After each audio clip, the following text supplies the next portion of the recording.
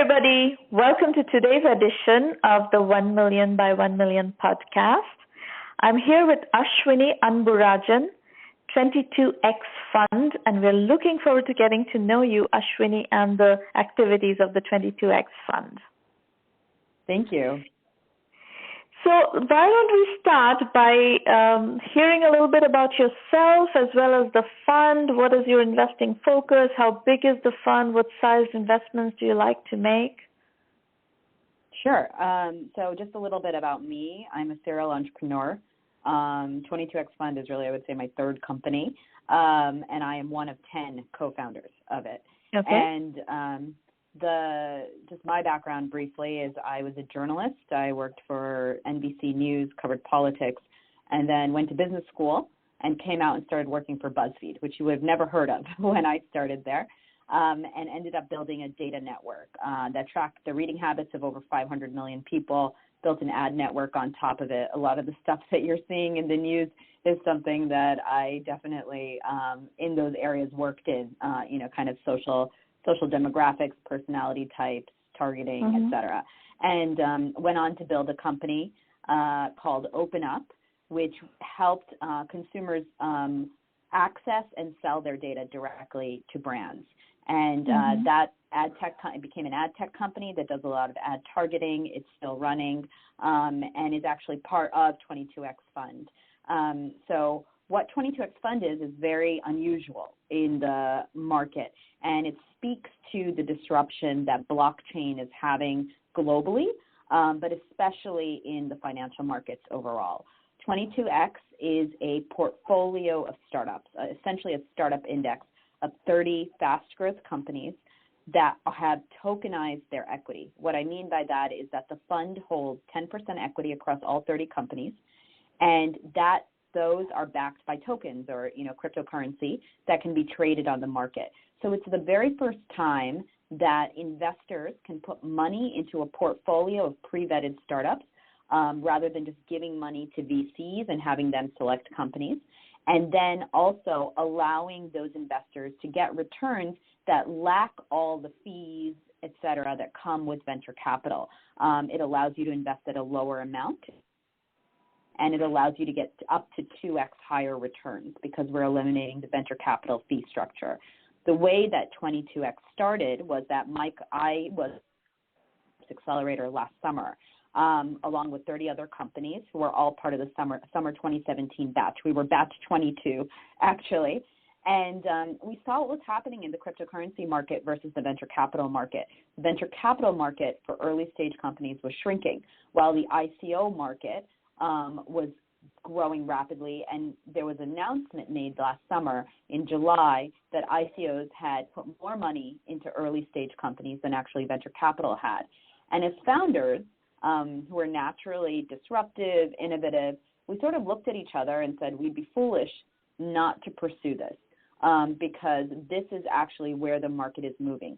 People want to directly invest. They want to trade their investments. They want liquidity immediately. And so what we decided to do was we put together an offering. It took half a year, really, or more than that now, where we combined our equity, we put it on the blockchain, we tokenized it, and we made it tradable.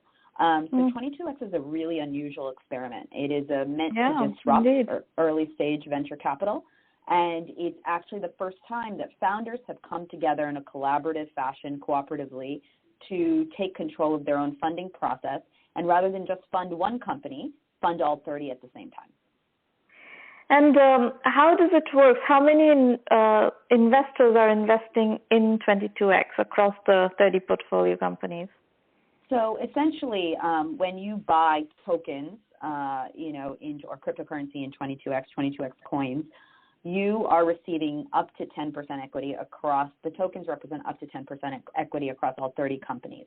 We're still in the middle of the raise, but what we're seeing is that we're vastly and rapidly expanding global access to high growth investments. And so we can take thousands of investors, unlike, a traditional So how many investors startup. do you have currently? Currently, we are still raising the fund. We're halfway through the raise.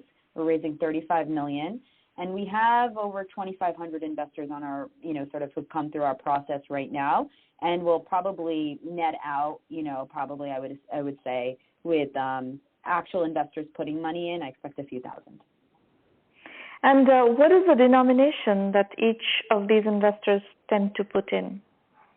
So there's a vast difference between the United States and the rest of the world in terms of securities laws. And so what we are doing in the United States, investors can invest at $100,000 minimum, which is, if they were ever considering investing in a VC fund, those minimums are generally $5 million. Whereas at 22X, you can invest $100,000. It gets very interesting internationally because the minimum investment is $10,000, so it's much more reachable for many people. And a lot of people with cryptocurrency holdings, like Bitcoin or Ether, are using this as an investment vehicle to put money into something that is backed by real assets. Most cryptocurrencies are not necessarily backed by anything. They're the potential of a future market where that token represents value. Whereas we're bringing a currency into the market that is actually a security. So it's backed by real assets. You will get real returns. And it's been very appealing to a wide set of investors. And of the money that you have already raised, is that money available? Is that money liquid already, such that your 30 portfolio companies are able to access that working capital? They will access it once we fully close the fund. So you have to raise another 17 million before they will get any access. Yes. I see. Yeah, we'll fully close the fund. We'll be able to then distribute the capital. And then the most important thing is that the investors will begin to trade. So they don't have to hold on to it if they don't want to. They can sell it. They can wait for companies to maybe raise Series A, generate some news, kind of increase the value of the token, and then trade it themselves. Because generally, most private markets are very illiquid. They do not allow you to exit quickly once you put an investment in. And this is really turning that on its head. And how do the portfolio companies get money? How much is each getting? So each company has given up to 10% equity in their companies. They're all giving up the same amount. So they can give up anywhere between, so essentially they're giving up 10%. They'll get $1 million in funding. So we'll be funding 30 companies at once at $1 million apiece. And they will be able to use that for working capital. Independently, my company and all the other 30 have already, if you look at our individual raises with investors and venture capitalists, we have raised about $25 million. And that's independently. Then that's not through 22X. That's separate. Yeah. Each of those companies are going and doing their own fundraisers. I see. Okay. Yeah. And what do you expect the trajectory to be? These token investors who are coming into your fund, the 22X fund, with each of these tokens, what is the pool of investors that they are likely to be trading in, that you expect them to be trading in? So there's a huge movement in the market to basically tokenize everything. And, you saw 2017 be the year of what we call the utility token. So the token that represents money for a marketplace. So every ICO that comes in, what they're generally trying to do is create an ecosystem and a marketplace around their token and their coin, so it can be used to buy goods and services. This is a different type of token. It's an asset class. And so what we'll see in 2018 and moving forward, which is where the market's going, is that more assets are actually going to be tokenized so that there's going to be a wider pool of ownership, especially in areas like real estate. Venture capital funds are moving in this direction, slowly moving in this direction. Startup indexes or private equity funds, those types of things. You can even tokenize a portfolio of art. These assets, because they're considered real assets, have to be traded on separate exchanges than where utility tokens are traded, because they're governed under a different set of rules and are much more closely monitored by the SEC and other financial bodies. And so what we're seeing is that these investors can begin to trade the token at the start of probably midsummer, when a lot of these exchanges are going to be opening. And so our token will be ready and be distributed to investors in June once the fund closes. and then they will have the opportunity to trade it with other interested investors in this type of currency or this type of asset class. They'll be able to trade it on registered exchanges that are allowed to trade security tokens. Interesting. So speak to us about governance. What is happening in terms of regulation? How are these exchanges going to be regulated? So there is a set of rules that you have to follow. So this is a completely legal offering. With utility tokens, things are going. Wyoming has a set of laws, and the rest of the country has a set of laws. You know what I mean? So what here is very different. You are governed. Like in the United States, for example, we can only have 99 investors, so which is why we have a higher investor minimum. Globally, we can have a lot more. The laws vary by country to country, but we've basically taken the laws of the United States as the clear way that the fund is going to operate. And so for governance for these companies, we have a registered investment advisor who serves as the fund administrator, is responsible for issuing financial reports on the net asset value of the portfolio once a quarter. The fund itself, the 10% equity they're taking are common shares across the 30 companies, and the companies are required to report on performance to them. So it's a very regulated cryptocurrency offering, which is unlike many in the market, but it's done so that there's no legal ambiguity in what we're doing. So what does it mean that it has the U.S. law is to have 99 maximum investors, but you said you're expecting to have several thousand investors? Yeah, because a lot of our investors are coming from internationally. In the U.S., the SEC passed the Jobs Act, I don't know, maybe 3 years ago or so. And that was meant to kind of allow startups to raise more capital. That was when equity crowdfunding became legal. Right. They changed a lot of rules. But there is still one cap that they kept in place that really comes from, a lot of these investment acts were actually written in response to the Great Depression and the financial crash in 1929. So they were, so that rule still exists. So you can only have 99 investors in a private fund, in a private offering. So we kept those rules, but globally, like in Europe, you can have a few thousand investors. In Asia, you can have as many as you want. So it just depends country by country. What we've seen is that globally and internationally, there's a lot of capital, and there are a lot of investors that are, looking for great deals. They have money, they want to invest. Maybe their investment amounts are smaller. They're $10,000, $15,000, $20,000. But and that's actually probably why you've seen cryptocurrency go, haywire. It's because investors are looking for other places to put capital besides the general stock market, and we're giving them an opportunity to do that internationally. So we have a lot of investors from Asia, the Middle East, obviously Japan, South Korea, Singapore, Hong Kong, bunch of investors. And how do they Europe. find you? I don't know. We have seen investors come in from everywhere. Obviously, we've done the work of we're on this podcast, we're doing press, we're talking about what we're doing. We are all alumni of 500 startups. We essentially, this portfolio, you could argue, was picked by 500 startups, right? Because they picked the portfolio of companies that they were going to come in and have in their accelerator, and then those companies came together to create a second financial, investment offering. And what's in the portfolio? Talk about the portfolio companies. The portfolio is great. My company, OpenUp, is an ad tech company. We have a product called Riot Exchange, which allows you to trade your data for brands, and it's tied to a machine learning algorithm for ad targeting. There's some really great companies in it. There's some great FinTech companies. One is called WayPay, Canadian payment solution that's growing very rapidly. Another company is called Payment24 that's out of South Africa that has a massive contract with the United Nations to provide payment solutions for their freight and trucking. We have a company called Fyodor Biotechnologies, which has invented a urine malaria test.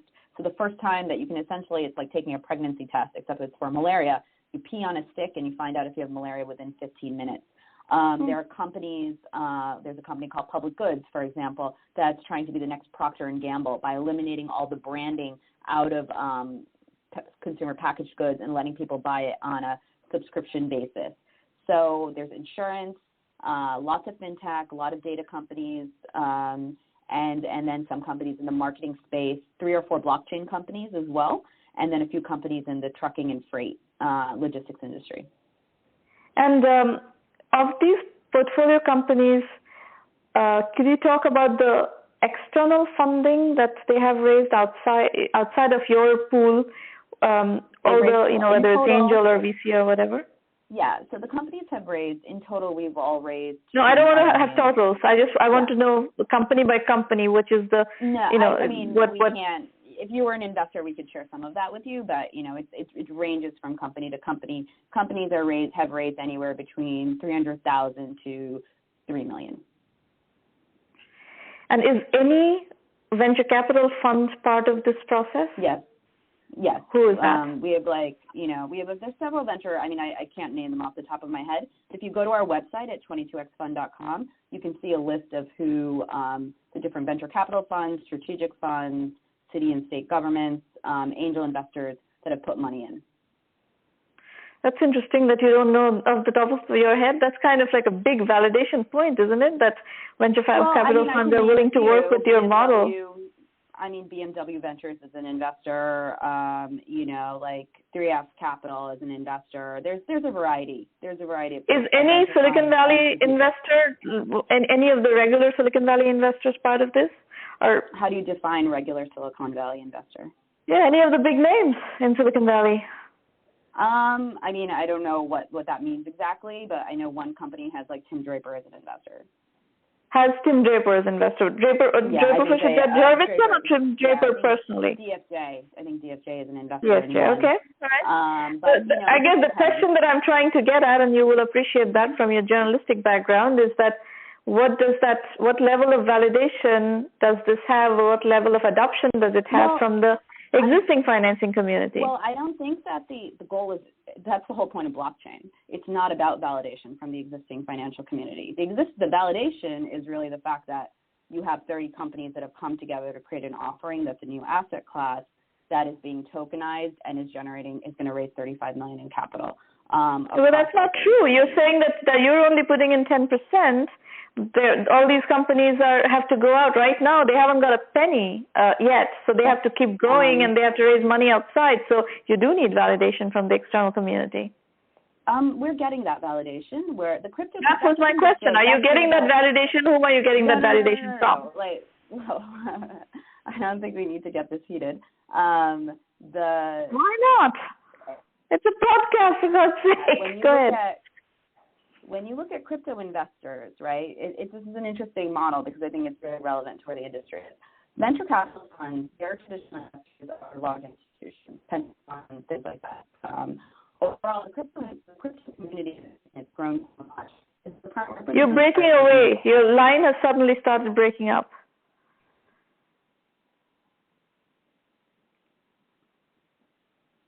Hello?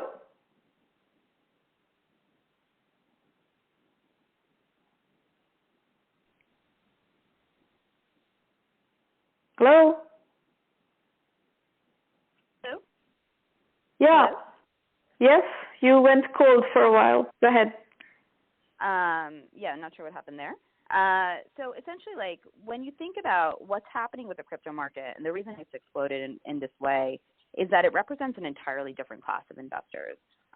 It's retail investors. It's a lot of people that, mostly from outside the United States, who, have made money in business, whatever it might be, but are looking to put money into private markets. And so they're speculating on currencies, they're speculating on coins through ICOs, but they're also just looking for real assets and investments. It's a totally different pool of people than the actual. I understand that, but traditional. So but try to understand my question. Ashwini, try to understand my question. The question I'm asking is, for your portfolio companies, they have to keep going. So far, you're just in the process of closing a $35 million round. So I imagine they haven't got a penny yet from your fund. So they have to go out and raise money from the existing startup financing market. So the question is precisely that, is that for these companies to keep going and keep growing, which is the asset that you are trading on your 22X fund, these guys need to be able to access capital from the regular market. They cannot only depend on you because you're not even ready yet. So a lot of, like I said, every company has gone out and has raised money. We have several companies that have closed funds recently. I've closed a small round of funding. So people are raising from traditional Silicon Valley angels. Okay. They're raising from venture capital funds. They're raising from, a lot of them are raising from strategics, like large corporations. These are deals that are not announced yet, and I'm not at liberty to speak for that, but I can speak to what the fund is doing. And we've also, like I said before, for the investors that we're publicly allowed to announce, that you can see that on our website. All right. Okay. So now we understand more or less the picture of what you're trying to do and can report on it. So thank you for sharing your story. Thank you, listeners, for listening, and be sure to stop by at one of the free public roundtables of 1 million by 1 million. Go to the website, 1Mby1M.com. Look at the free public roundtable schedule, and we'll look forward to working with you at one of those sessions. Thank you very much for listening. Thank you.